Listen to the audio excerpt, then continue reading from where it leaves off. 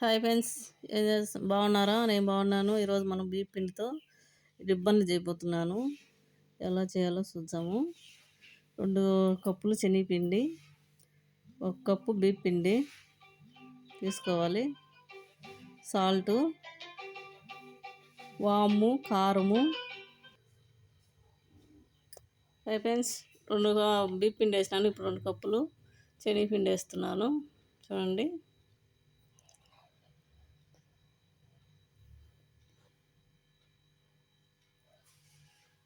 ఇప్పుడు నేను సాల్ట్ వేస్తున్నాను.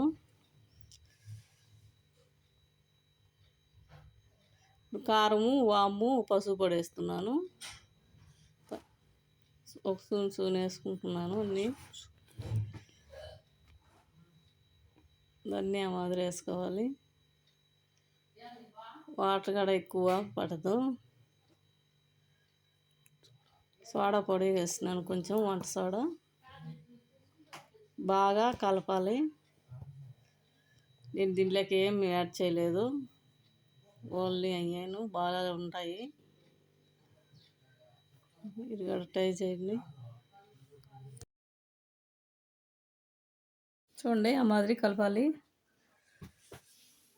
కొంచెం కొంచెం వాటర్ వేసుకొని కలుపుకోవాలి. బాగా గట్టిగా ముద్దగా రావాలి.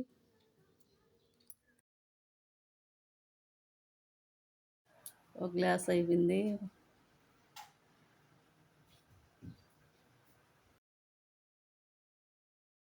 చూడండి, అమ్మాలి కలపాలి.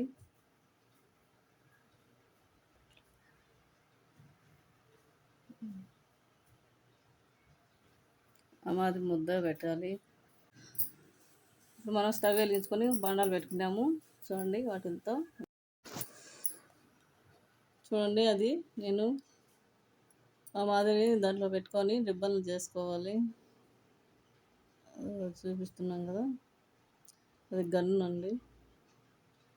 అది ఆ మాదిరి పిండి పెట్టుకోవాలి.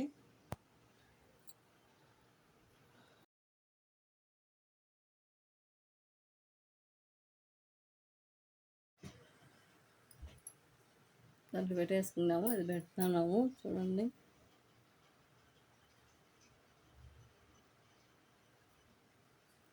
మూత పెట్టాను. ఇప్పుడు నూనె కాగింది.